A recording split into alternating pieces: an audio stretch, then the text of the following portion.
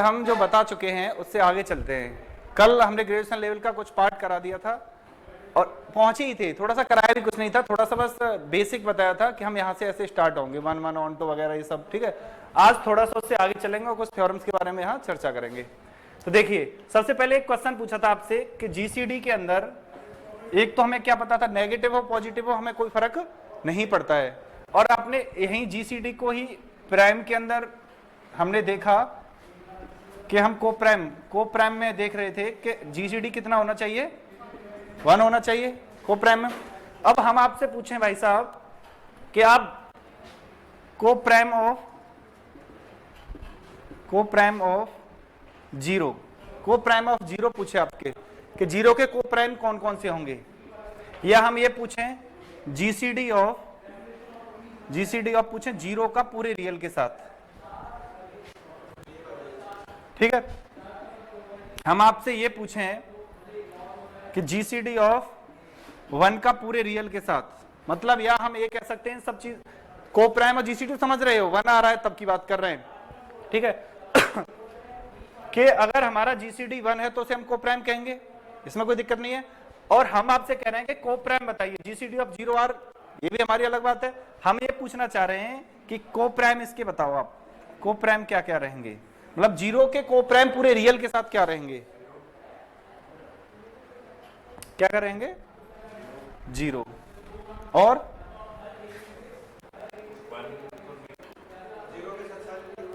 सारे real number को prime. फिर से सोचो, जल्दी से सोचो।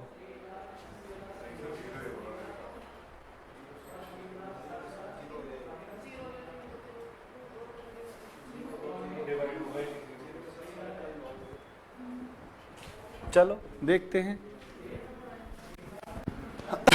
सीधा क्वेश्चन आता है, सीधा number of co prime of 0 when GCD is 1। वही बात हो गई कि जीसीडी 1 का मतलब को प्राइम हो गया भाई साहब, जीसीडी 1 आ रहा है तो हमारा को प्राइम फाइंड करेंगे। अब हम आपसे पूछ रहे हैं find the GCD of A and 0।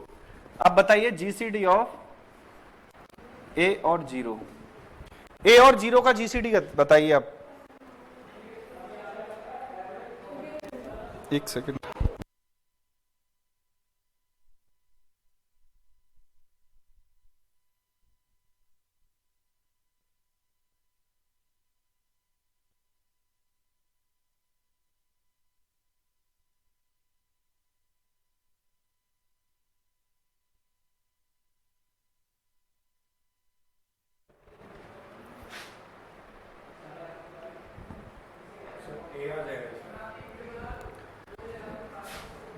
नहीं सिंपल सी बात है। देखो जीसीडी ऑफ ए 0 मतलब जीसीडी क्या होता है, जो दोनों में कॉमन हो, ठीक है। अब यहां पर ए भी तो कॉमन है, 0 के साथ तो किसी का भी मल्टीप्लाई कर हर कोई कॉमन आएगा। अब हम कभी भी जीसीडी ऑफ ए 0 निकालेंगे तो क्या आएगा ए, और ए कोई क्या हो सकता है, कोई भी बिलोंग कर रहा है आर में, तो पूरा आर जीसीडी के अंदर आएगा।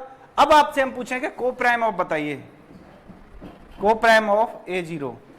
ध्यान रखो को प्राइम ऑफ ए 0 कब, जब ए बिलोंग कर रहा है आर में। देखो आपका मतलब को प्राइम ऑफ ए 0 का मतलब तो आप समझ गए कितना 1, जीसीडी तो 1 आएगा। लेकिन अब फाइंड ए बताइए कितने होंगे, number of co prime of ए 0। तो को प्राइम का मतलब तो जीसीडी 1। अब कितने ए होंगे रियल में, कितने ए होंगे रियल में कि आपका कितना जीसीडी दें, 1 दें। सोच के बताओ जल्दी।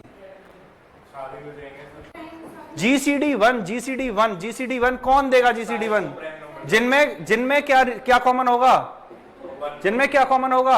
1 और -1, यही तो हो गया। एक बात बताओ भाई साहब, 0 के साथ तो सारी चीजें आती हैं, आपने सीधा सा बोल दिया सारे रियल होंगे, आपने 2 ले लिया, 2 और 0 में कॉमन कौन आएगा 2, जब जीसीडी कितना हो गया इसका मतलब 2, जबकि हमारे जीसीडी कितना लेना है 1। आई ना बात समझ में, सिर्फ क्या क्या होंगे 1 और -1 ओनली। बताइए, क्योंकि आप देखिए 1 और 0 का जीसीडी भी 1 है, -1 और 0 का जीसीडी भी 1 आएगा। बाकी का किसी का भी जीसीडी आप निकाल के देख लो, 2 और 0 का जीसीडी मतलब 0 तो सब में मल्टीप्लिकेशन होता है, करके देखे तो भाई 0 × 2 करें चाहे 0 इंटू 4 करें 0 ही आएगा, लेकिन हम मल्टीप्लाई में तो दिखा ही सकते हैं कॉमन, तो इसका मतलब 0 2 आएगा, 2 और 3 और 0 का करें तो 3 आएगा। यही तो सीखा अभी हमने ऊपर, इसका ही तो नीचे यूज किया। बताइए, आपने जब बताया जीसीडी ए आता है हमारा पूरे रियल में, जीसीडी ए आता है, तो इसका मतलब 0 का मतलब तो सब में कॉमन है, तो यहां हमें वही तो लेने होंगे जिसमें 1 आए बस। 1 में रियल में कौन कौन आते हैं, 1 और -1। हाँ, यही तो मतलब होता है को प्राइम का, जो हमने लिख दिया है। वो नहीं कहेगा 1 आपसे, आपसे क्या कहेगा, number of co prime, number of co prime of A and 0 when A belongs to real number. या ये कहेगा इन रियल फील्ड में आपके कितने को प्राइम होंगे 0 के साथ, 0 के साथ कितने को प्राइम होंगे रियल नंबर में, रियल फील्ड में। ठीक है, आगे बात समझ में, कितने होंगे, कोई दिक्कत। ऐसे ही आपसे अब हम यहां ये पूछें को number of co prime, number of co prime 1 and ए, जहां ए बिलोंग कर रहा है आर में, मतलब नंबर ऑफ को प्राइम कितने होंगे। फिर वही बात कर रहे हो आप, पूरा रियल नंबर। अब क्यों नहीं कह रहे पूरा रियल, क्या आ जाएगा, पूरा रियल, कुछ भी रख दो। ठीक है, कितने नंबर ऑफ को प्राइम हो जाएंगे, इनफाइनाइट। ठीक है, उल्टा मत सोचो उसको, मतलब कॉमन देखो, कॉमन सिर्फ एक लेना है हमें को प्राइम के लिए। अब इसमें कॉमन एक आएगा, इसे आप कुछ भी रख लो, ए को 1 कॉमन है तो 1 ही तो देगा। ये फैक्चुअल क्वेश्चन डायरेक्ट सीधा पूछता है आपसे 1 और 0 का, इसमें आप सोचते रह जाते हो उल्टा सोच के बस।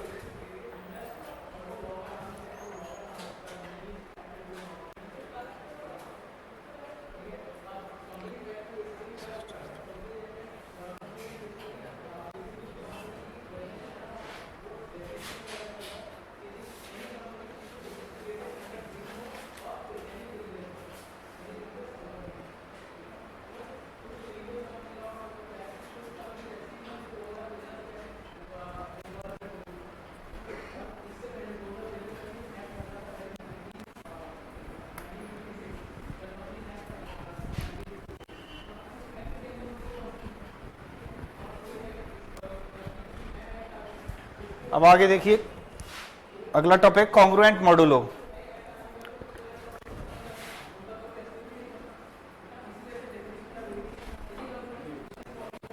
Congruent modulo,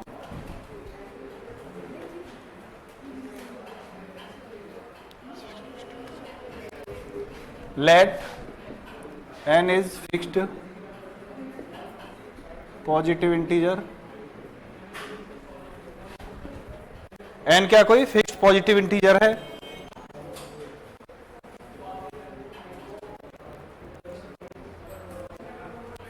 and a b r two positive two integer congruent modulo n, congruent modulo n।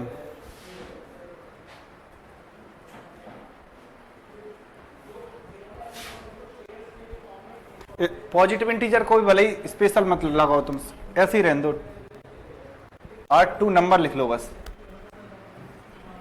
वो आप खुद चेक करोगे।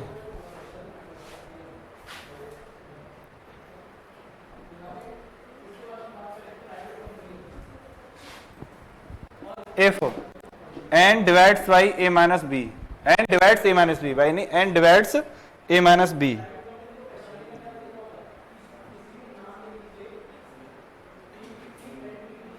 ठीक है। और इसे लिखेंगे कैसे, a congruent b modulo n, ठीक है। कॉन्ग्रुएंट मॉडुलो किसे कहते हैं, सीधी सी बात आपको बताएं, मॉडुलो का मतलब होता है जिसका हमें डिवाइड देना है, जिसका हमें डिवाइड होना है। तो मॉड n का मतलब, मॉडुलो n का मतलब n का हमें डिवाइड देना है, a का मतलब बड़े का मतलब बड़े वाले में a में डिवाइड देना है, और b का मतलब रिमाइंडर बचाना है। तो हम देसी फॉर्म में कहें, इसे हम क्या बोल देंगे, रिमाइंडर, इसे क्या बोल देंगे, डिविडेंड, इसे क्या बोल देंगे, डिवाइजर। आगे बात समझ में?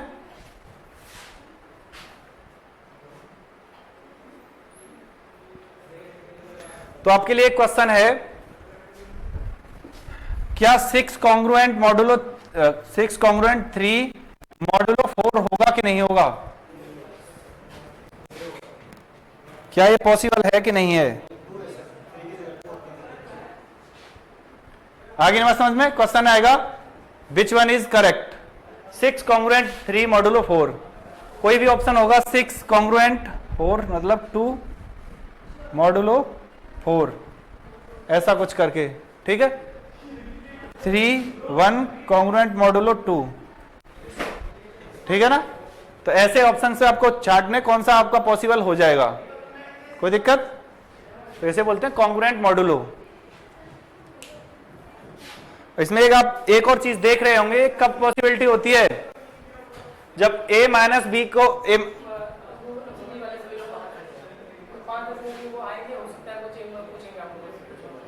कौन? अच्छा,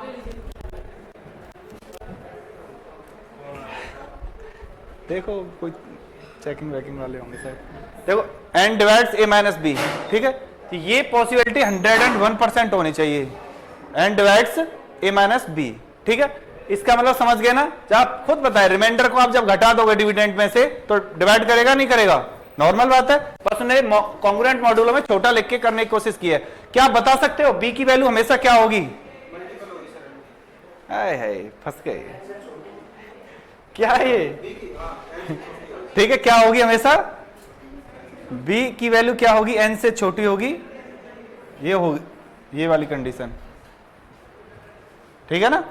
और कोई आपको a लिख के नहीं देगा, अब आंसर में मॉडुलो लगा के क्या लिख के देगा? b। क्या लिख के देगा? b। तो अगर ये इसका मतलब ऐसा कुछ लिखा है मॉड 4, तो इसका मतलब आप क्या समझोगे? 6 को उसने क्या लिखा है, मतलब ये तो गलत है। 6 को क्या लिखा है उसने? 2। तो मॉडुलो 4 में उसने 6 को 2 लिखेगा, ना कि वो 6 लिखेगा वो, ठीक है, डायरेक्टली। तो आपको खुद सोचना होगा कि लिखा हुआ है वो क्या है। जैसे आपने देखा Z10, क्या कौन ये, वो अलग अलग होता है सबके लिए, टेंशन लेने की कोई बात नहीं है, रिपीट हो जाते हैं। देखो ऐसे Z10 है हमारा, आपका मतलब क्या समझे इसमें से? 10 आपका क्या है? डिवाइजर है, मॉडुलो है। इसका डिवाइड किस में देना है? Z में, पूरे इंटीजर में। पूरे इंटीजर में डिवाइड देने के बाद जो जो रिमाइंडर बचेगा वही इस सेट के अंदर रहेगा। ये मतलब हो गया इसका। मॉडुलो लगाने के बाद सिर्फ वही एलिमेंट लिखे जाएंगे जो रिमाइंडर में आएंगे। और इसकी वैल्यू क्या हो सकती है आप देखना, n से क्या रहेगी? छोटी, 0 से बड़ी।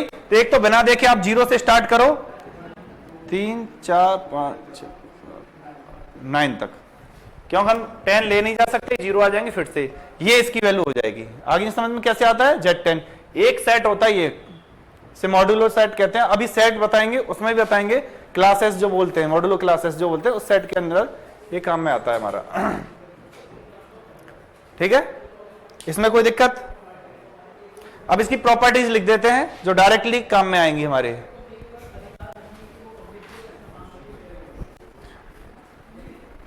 और इसी को सोचना, प्रॉपर्टीज को पता है, प्रॉपर्टीज से डायरेक्ट क्वेश्चन मिलेगा आपको, प्रॉपर्टीज से डायरेक्ट क्वेश्चन मिलेगा। और ग्रेजुएशन पार्ट में डायरेक्ट ही मिलेगा, सारे क्वेश्चन डायरेक्ट ही मिलेंगे, आप कुछ नहीं करना आपको। देखो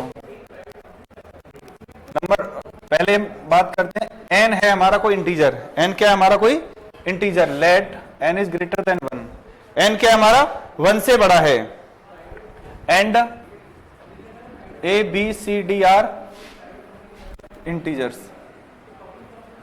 a b c d r क्या है हमारे इंटीजर हैं। तो फर्स्ट कंडीशन आप बताओगे, क्या हम a को कॉन्ग्रुएंट करके a में मॉड n लिख सकते हैं? नहीं लिख सकते। एक बात बताओ, अगर उसने ये लिखा है तो क्या आप इसको ये लिख दोगे? a कॉन्ग्रुएंट b में रखो, अभी सिंपल रखो, a कॉन्ग्रुएंट b में, तो क्या आप b कॉन्ग्रुएंट a लिख पाओगे? नहीं लिख पाओगे। b congruent a mod n, सोच के देखो।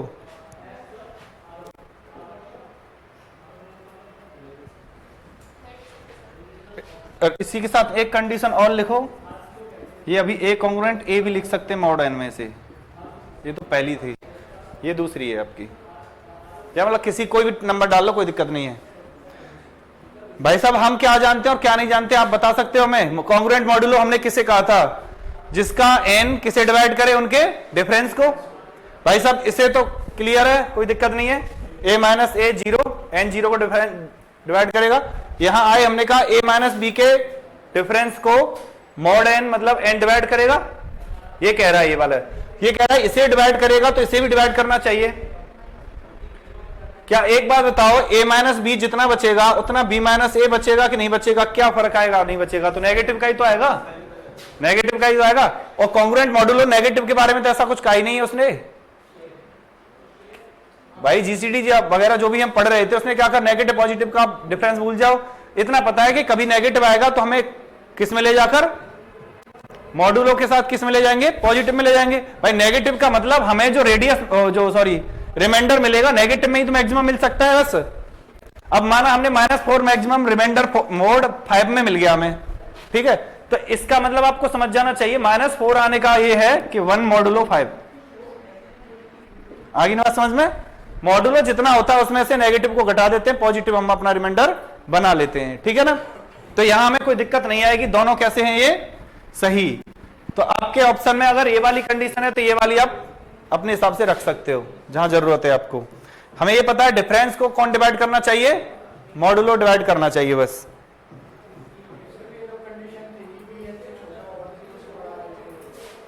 वो कंडीशन ही आपको कहती है कि आप कभी रिमाइंडर नेगेटिव में नहीं ले जाओगे, आंसर कभी दोगे तो रिमाइंडर पॉजिटिव में लेके दोगे। वही कंडीशन तो सफिशिएंट कंडीशन है आपकी। देखो होगी क्यों नहीं होगी? हाँ हाँ बिल्कुल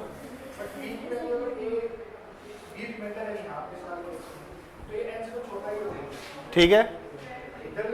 ये भाई साहब बड़े हो रहे हैं, ये भाई साहब बड़े हो रहे हैं। अब रिमाइंडर कभी आप सोचना, आप रिमाइंडर आपको 4 का डिवाइड देना है, ठीक है। हमारे पास पहले रिमाइंडर 1 बच रहा था तो ये 5 रही होगी संख्या कोई हमारी, ठीक है। अब हमने कहा कि हम तो 1 को इधर रखेंगे, 5 को इधर रखेंगे, मॉड 4 को इधर रखेंगे, ठीक है। हम आपसे कहें भाई साहब 4 का भाग लगाना है और रिमाइंडर 5 आ रहा है, तो आप क्या कहोगे? अरे भाई साहब एक बार और लगा दो, यही तो कहोगे, एक बार और लगा दो। तो हमें क्या दिक्कत है, 5 को एक बार और लगा के लिख देंगे। रिमाइंडर कभी हमें क्या शर्त थी हमारी?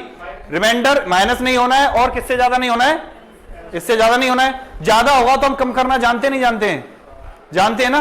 तो आप कम करके बताओ, मॉड 5 को कम करके अगर तुम्हारा ये 1 ना आए तो आपकी बात गलत है, 1 आ जाए तो आपकी बात सही है। अब देखो 5 में डिवाइड करके देखो 4 का कितना रिमाइंडर आएगा? 1 आ रहा है तो 1 बराबर 1 हमारा प्रूफ है कि नहीं है? सीधा सा आप कोई भी नंबर लेके देख लो अपना, कोई भी, ठीक है। नहीं अरे एक बात बताओ, एक छोटा बच्चा है, ठीक है, उसे हम भाग सिखा रहे हैं और एक आपको सिखा रहे हैं। आपने कहा कि 4 में हमने 3 का भाग लगाया, रिमाइंडर आ गया 9 लिखो यहां। आपने कहा 10, आपने कहा 3 का भाग लगाया, आपका रिमाइंडर आ गया 1। बच्चा बोला सीखो भाई चलो भाग लगाओ।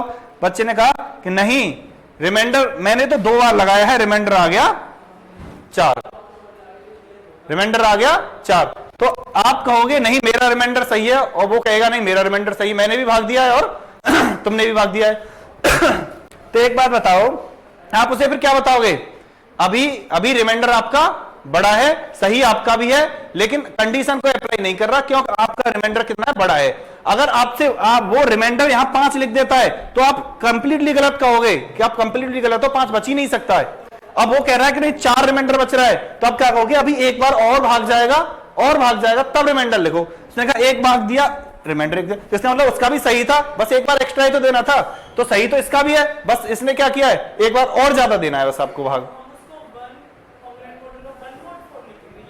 हाँ 1 कॉन्ग्रुएंट 5 मॉडुलो 4, ये बात आप लिख सकते हो उसे, लेकिन अपनी जरूरत के हिसाब से। हम ये नहीं कह रहे यही लिखनी है आपको, लिखने का सही तरीका तो यही है कि 5 बराबर 1 मॉड 4। इसको ऐसे भी लिख सकते हैं 1 कॉन्ग्रुएंट 1 मॉड 4 लिख सकते हैं। हाँ भाई ये स्टेप ये तो सेम स्टेप है, ये उससे भी पहले का स्टेप था, इसने ये आंसर दिया, हमें पहले से रहा होगा उसका।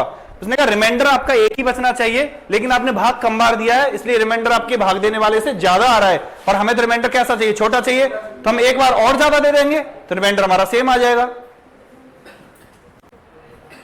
आपको इतना सोचना नहीं है, सीधी सी बात है, आपको माइंड में रखना है कि हमें रिमाइंडर जिसका डिवाइड देना है उससे कम रखना है। तो किसी ने ज्यादा रख दिया तो ठीक है, तुम्हारा सही है, लेकिन रिमाइंडर की कंडीशन ये है वो छोटा होना चाहिए।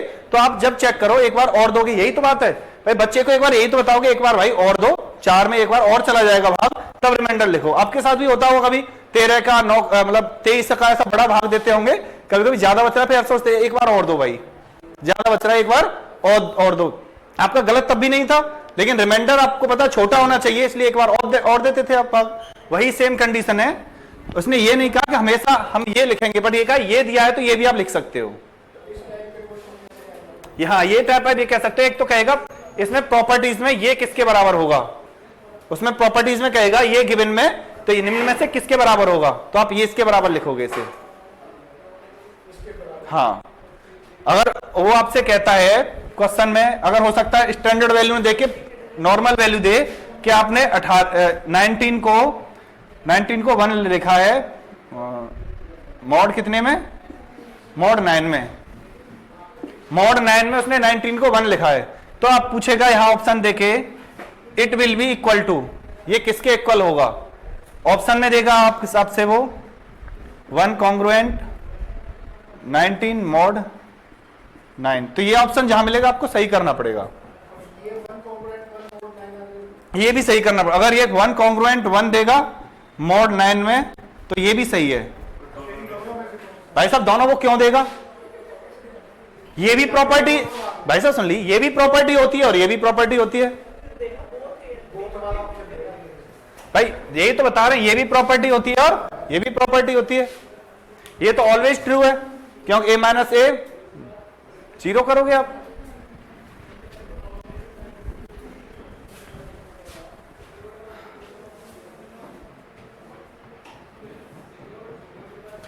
थर्ड देखो, ट्रिकोटोनॉमी जो आप टोपोलॉजी में पढ़ोगे वही कंडीशन देखो, ट्रायंगल प्रॉपर्टी जो होती है आपने देखी, ए कॉन्ग्रुएंट बी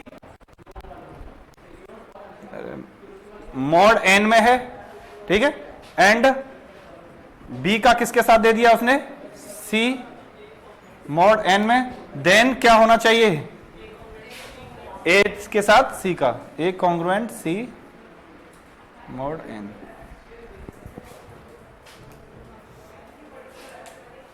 ठीक है, तो इस पे बस प्रॉपर्टी आएगी सीधी, और सिंपल सीधी प्रॉपर्टी आएगी। हो सकता है ये इनकी जगह पे बस कोई संख्या दे दे, हो आपको इससे कोई फर्क नहीं पड़ना चाहिए। जब स्टैंडर्ड हमें पता है तो नंबर से हम आराम से कर लेंगे।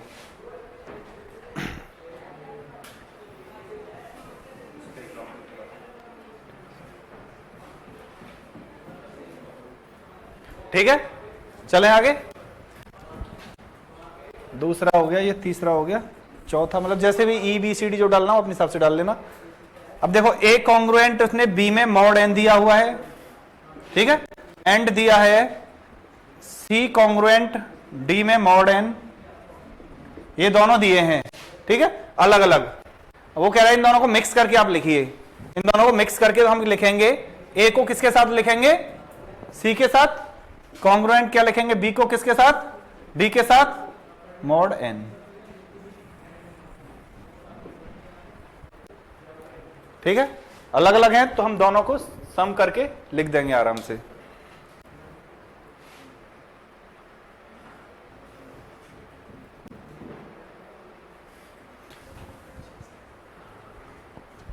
चार, कोई दिक्कत है यहां तक? ऐसे अगर सेम इसी को मल्टीप्लाई में और लिख लो अगली प्रॉपर्टी बना के 5 में यही सेम रहेगा, सी और डी, ए और बी, कंडीशन क्या बन जाएगी, A into C B into D modulo N.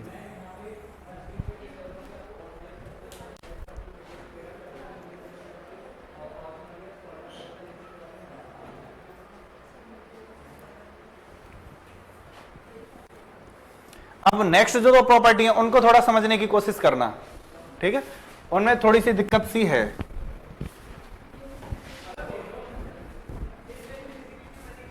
ये तो नॉर्मल चीज थी जो आपको पता होनी चाहिए, सीधे से सामने से सीधी सीधी लिखी हुई है ये, ठीक है। इनको देखते हैं। इसने कहा है कि आपका वही सेम ए कॉन्ग्रुएंट बी के साथ मॉड्यूल है उसका, if A congruent B mod N and C congruent D mod N. ये अभी यही कंडीशन अभी हम पढ़ रहे थे कि ये वाली कंडीशन आपकी दी है। ये वाली कंडीशन देने के बाद वो मल्टीप्लाई की बात कर रहा था।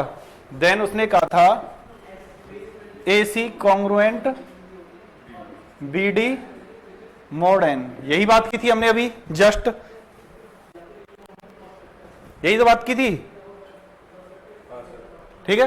तो यहां तक तो हम कोई दिक्कत नहीं, क्यों, तो हमें दोनों कंडीशन दी थी तो हमने डायरेक्टली कर दिया, अब वो हमें दो कंडीशन नहीं दे रहा है, अब वो दो कंडीशन नहीं दे रहा, उसने दिया है सिर्फ, उसने दिया है कि ए कॉन्ग्रुएंट बी मॉड एन, ठीक है। अब वो कह रहा है कि इसे आप ये लिख सकते हो कि सी का मल्टीप्लाई इधर करो और सी का मल्टीप्लाई इधर करो, मॉड एन। ये बात कह रहा है वो कि अगर हम दोनों में सी का मल्टीप्लाई कर देंगे तो इसे हम सेम लिख देंगे।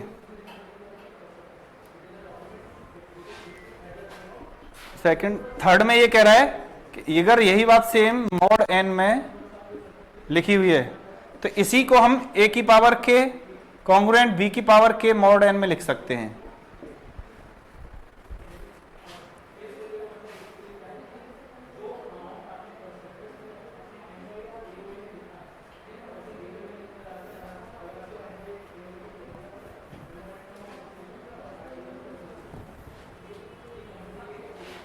ठीक है। अब ये दिक्कत कहां है वो देखें हम इसे। इन दोनों सीधी सी बात है, उसने क्या किया, किसी सी का मल्टीप्लाई किया दोनों साइड, तो ये बात तुम्हारी समझ में आ रही है कि सी का मल्टीप्लाई किया तो हम मॉड एन लगा के डिवाइड करके हटा देंगे, इसमें कोई दिक्कत ही नहीं है, पहले देखा था। इसमें ऐसे इसने दोनों में ऊपर पावर की है तो हम डिवाइड करके हटा देंगे, तो ये बात तो सही है। अगर इसे ये रिवर्स कर देता है, इसका जो कन्वर्स होगा वो कैसा होगा, नॉट ट्रू। कन्वर्स क्या होगा इसका, कन्वर्स होगा पहले का होगा कि AC बराबर क्या दिया है, कॉन्ग्रुएंट दिया BC मॉड एन में, ठीक है। तो ये कहे कि A congruent B mod N, तो ये पॉसिबल नहीं है, ये ऐसा नहीं होगा। ऐसे ही सेम, हाँ आगे डिवाइड नहीं करेंगे हम, यही तो बात आएगी कि डिवाइड हम नहीं करेंगे, मल्टीप्लाई हम कर सकते हैं लेकिन डिवाइड हम नहीं करेंगे। ऐसे ही सेम इसका क्या हो जाएगा, ए के कॉन्ग्रुएंट बी के दिया हुआ है मॉड एन में, तो हम ये जो लिख रहे हैं कि ए कॉन्ग्रुएंट बी मॉड एन, ये हम नहीं लिख पाएंगे।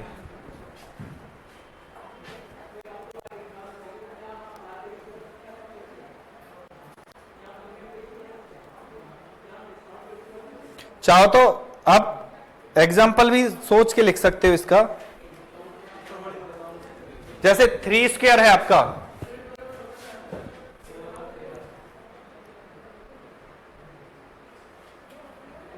मॉड 5 में 2 स्क्वायर लिखो, जैसे 3 स्क्वायर है आपका, 2 का स्क्वायर मॉड 5,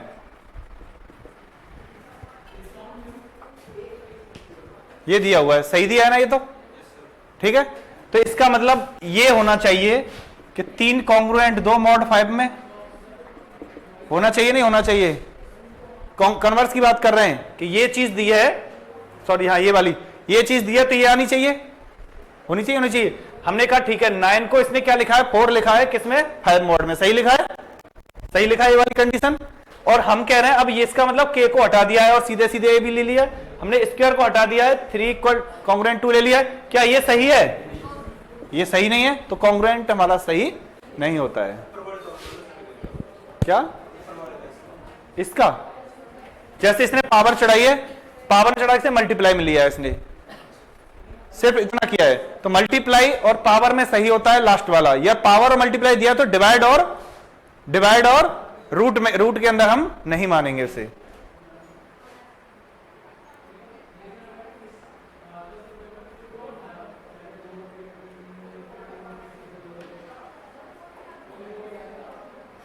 अब डालो लीनियर कॉन्ग्रुएंस मॉडुलो,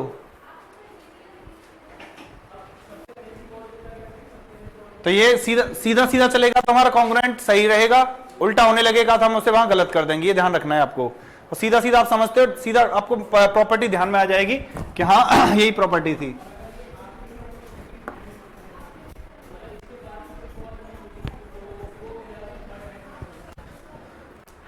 लीनियर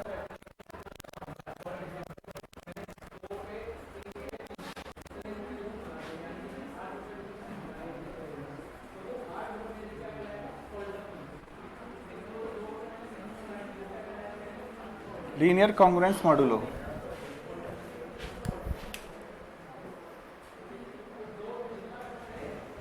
देखो लीनियर कॉन्ग्रुएंस मॉडुलो हमारा क्या कहलाता है?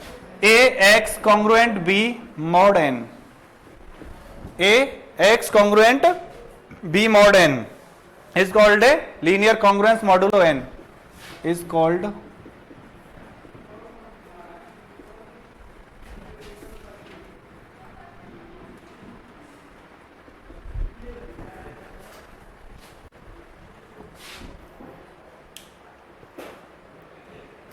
अब यहां मुझे ये बताओ आप क्या समझ पा रहे हो इस चीज से? x की वैल्यू, यही समझ पा रहे हो ना? क्या किसकी वैल्यू? x की वैल्यू। जैसे हम एग्जांपल में ये लिखे हैं 2x इक्वल 1 मॉडुलो 3, तो आपसे हम क्या पूछेंगे? फाइंड द वैल्यू ऑफ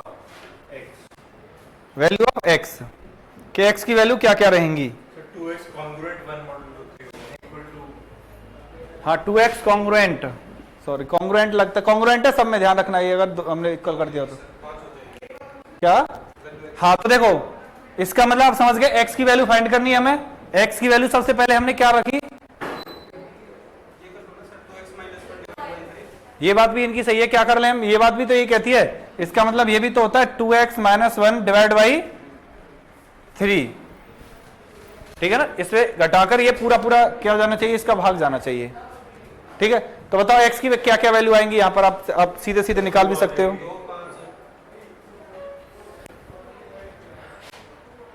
आपने कितनी रखी वैल्यू? पहले 2 रखी, x बराबर 2 रखा, आ गया 1। अब फिर x बराबर क्या रखा आपने?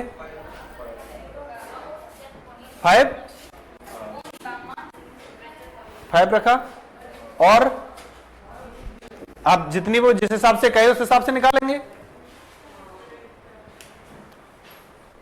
जो कंडीशन देगा कि हाँ हाँ,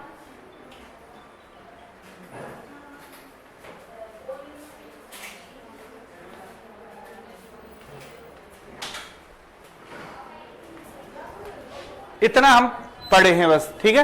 अब इसके बाद हमें एक जो नई चीज देखनी है वो क्या दिखनी है? अब तक तो हमारा ये कहानी थी, अब हमसे कह रहा हूं लीनियर कॉन्ग्रुएंस की बात कर रही है। तो हमारी नॉर्मल थी कि हमें ऐसे ऐसे जाने कितनी वैल्यू निकाल देंगे, ऐसे ऐसे करके हम जाने कितनी वैल्यू निकाल देंगे। अब हमें यह देखना है कि किसके अकॉर्डिंग निकालनी है? मॉडुलो एन के अकॉर्डिंग निकालनी है। अब हमसे कहे कि मॉडुलो एन के अकॉर्डिंग वैल्यू निकालनी है कॉन्ग्रुएंस मॉडुलो के अंडर, तो हम इसके तो इनफाइनाइट वैल्यू आ जाएंगी, हमें निकालनी है इस कॉन्ग्रुएंट में। इस कॉन्ग्रुएंट में आपको क्या बात पता है कि यहां से ये मॉडुलो 3 है, ये हमारा कह रहा है कि ऐसा सेट, ऐसी वैल्यू आनी चाहिए हमारे n की, x के साथ n कितना कितना रहना चाहिए? 0, 1 और 2, 0, 1 और 2। तो अब x की कौन सी वैल्यू इसमें सेटिस्फाई कर रही है? इसके लिए 0, 1 और 2 में x की क्या क्या वैल्यू सेटिस्फाई कर रही है? 2। क्या वैल्यू सेटिस्फाई कर रही है? 2। तो लीनियर के लिए अगर हमें ऑप्शन कहेगा तो हम कैसे चेक करेंगे हमारा कौन सा ऑप्शन लीनियर इक्वेशन के सेटिस्फाइड करेगा? हमारा x बराबर 2, ठीक है?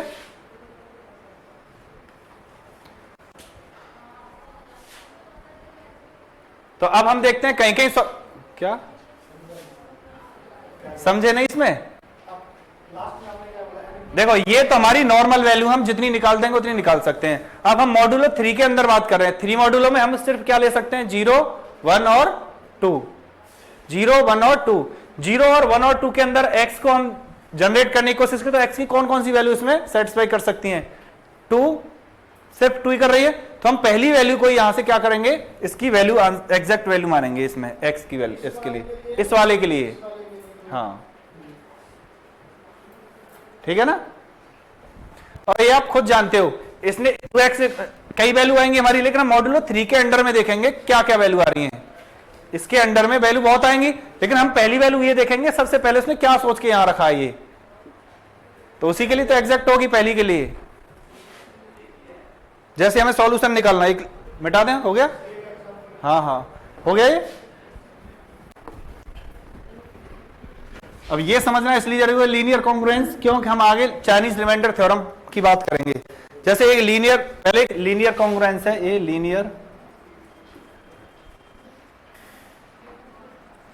Congruence A congruent B mod N में, ये दिया हुआ है, ठीक है। सबसे पहले हम देखें ये सॉल्यूशन रखता है कि नहीं रखता, पहले ये क्लियर देख लेते हैं। Has a solution, has a solution, इसके पास सॉल्यूशन होगा कब? जब ए और बी का जीसीडी एन को क्या करेगा? डिवाइड करेगा। एन को क्या करेगा? डिवाइड कर, इफ डी डिवाइड्स किसको? एन को, और डी क्या है आपका? GCD of A B. अगर GCD of A B, GCD of A B N को डिवाइड कर रहा है, तब तो ये लीनियर कॉम्बिनेशन क्या रखेगा? सॉल्यूशन। क्योंकि अभी तो इसने दो रख लिया था हमारे पास, तो यहां से इसने दो रखा था, नहीं रखा था? दो रखने का मतलब है एक सीधा रख दिया, कहीं कहीं ऐसा होगा कोई भी सॉल्यूशन नहीं मिलेगा हमें, ऐसा कहीं कहीं ऐसी कंडीशन बनेगी कोई सॉल्यूशन मिलेगा ही नहीं, तो हम कहां से चेक कर लेंगे डायरेक्टली कि जीसीडी, अगर हम जैसे आंसर आता है find the solution of this, तो इसमें एक ऑप्शन रहेगा नन, या नॉट एग्जिस्ट, या नो। तो आप क्या रखोगे? ए और बी का जीसीडी निकालोगे और एन को डिवाइड करके देखोगे, तब बताओगे इसका सॉल्यूशन है कि नहीं है। जैसे क्वेश्चन है 4x equal to mod 8 has solution या नॉट। सॉल्यूशन ये रखता है या नहीं रखता है?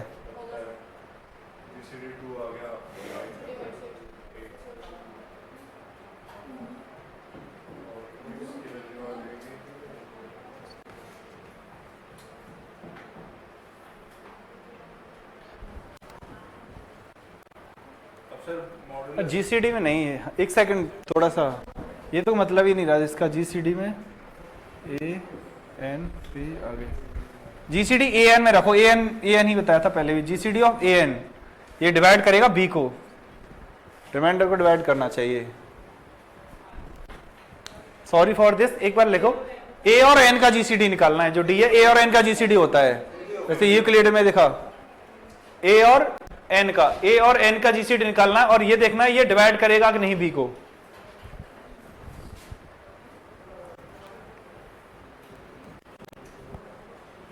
सर जैसे इसका सॉल्यूशन निकालेंगे तो पहले एक बात बताओ, 4x बराबर 2 दिया हुआ है मॉड 8 में, इसका सॉल्यूशन है भी कि नहीं? इसको सही है। अब तो ये इक्विलिब्रियम में देखा था, इसका मॉडुलो एन के साथ जीसीडी निकालते थे, जैसे डी कहते थे, जीसीडी ऑफ ए एन, बचा हुआ रिमाइंडर इसको डिवाइड करना चाहिए।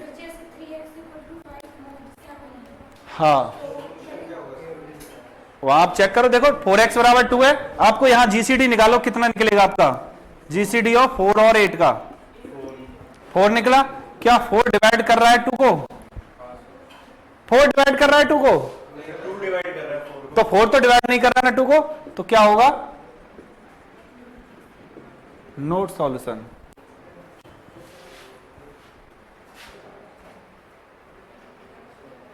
जैसे अब उसका देखो 3x कॉन्ग्रुएंट 1 मॉडुलो 11 में, 3x कॉन्ग्रुएंट 1 मॉड 11 में, क्वेश्चन लिख लो 3x कॉन्ग्रुएंट 1 मॉड 11, इसका बताओ।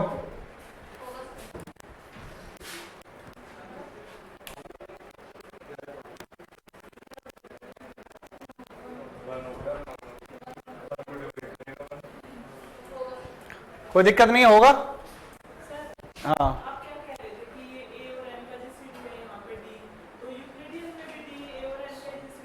हाँ वो लिखा था हमने बी उसके लिए, लेकिन यहाँ x के लिए b को डिवाइड करना है हमें सॉल्यूशन के लिए। सॉल्यूशन के लिए x की बहुत सारी वैल्यू होंगी हमारे पास ऐसी, लेकिन वहां हमारी फिक्स वैल्यू थी एक कॉन्ग्रुएंट b में n, ऐसा ही था ना वो? अरे सॉरी, हाँ वो ये था, हाँ हाँ हाँ, a बराबर बी क्यू प्लस आर, ये था हमारा, यही था ना?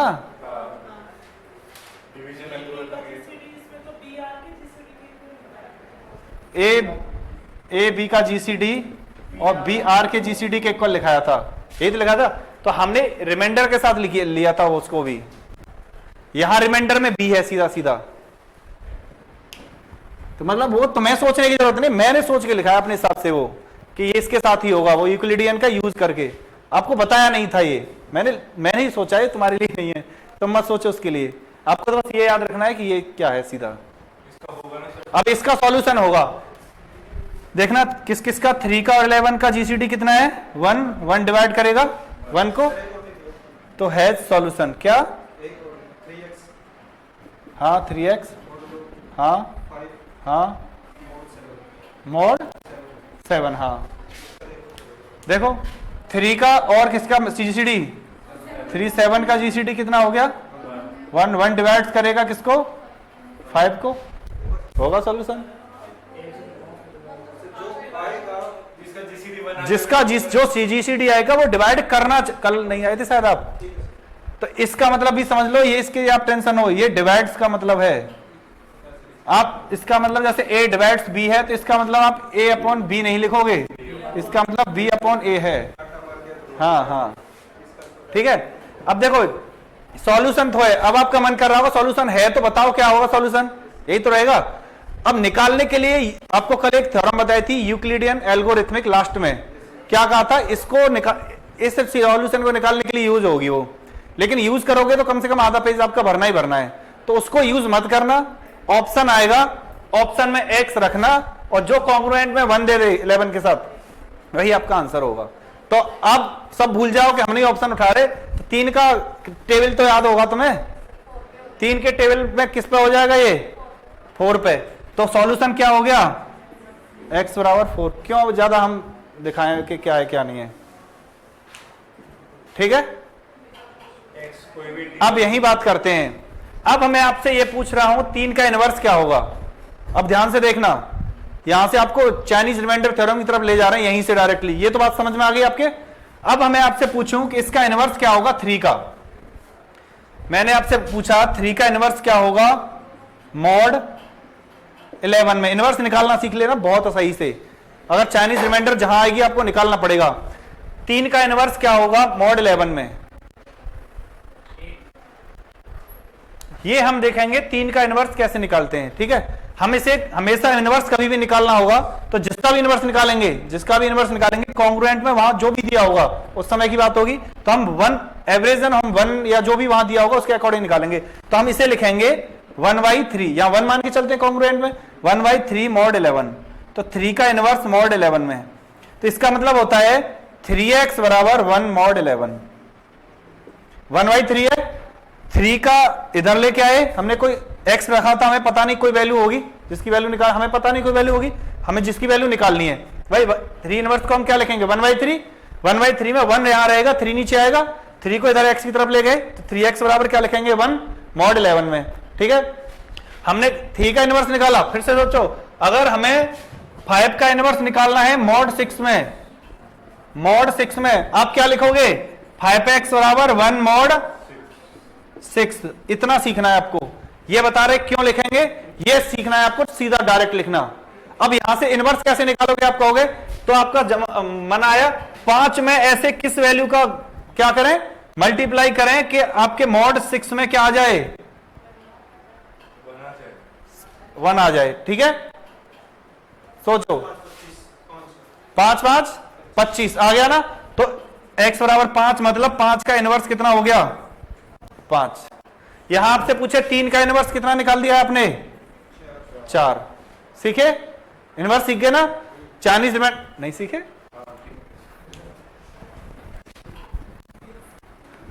देखो कोई दिक्कत नहीं, सीख लो, एक बार सीख गए तो आंसर सीधे सीधे निकाल दोगे डायरेक्टली, इनवर्स सीधा आ जाता है कभी तो मॉड्यूलो के साथ, वैसे वो चाइनीज रिमाइंडर के साथ देगा लेकिन सीधा भी दे। तो अब ये कह रहा है फाइंड इनवर्स ऑफ, किसका निकालें 3 वाले को बता दे, 3 मॉडुलो कितने में था 11 में, ठीक है। मॉड 11 में इनवर्स निकालना है 3 का, हमें नहीं पता क्या होगा, हमें नहीं पता क्या होगा। हमने कहा 3 इनवर्स क्या होगा इसका मॉडुलो, हमने मान लिया x होगा कोई, ठीक है। या जो भी वैल्यू हमें नहीं पता क्या होगी, तो इसको हम यही तो लिखेंगे 1/3x। तो 3x बराबर कितना आना चाहिए, 1 कितने मॉड्यूलों में, 11 में। तो जो x की वैल्यू होगी वो x की वैल्यू होगी 3 इनवर्स की वैल्यू तो होगी, जो x की वैल्यू होगी वो 3 के इनवर्स की वैल्यू तो होगी। तो 3 का इनवर्स देखेंगे तो x की वैल्यू देखेंगे तो x की वैल्यू क्या लिखें कि 11 मॉड में कितना आ जाए, 1 आ जाए। कितनी लिखेंगे, 4, ठीक है ना। तो आपका 3 का इनवर्स कितना हो गया, 4, ठीक है।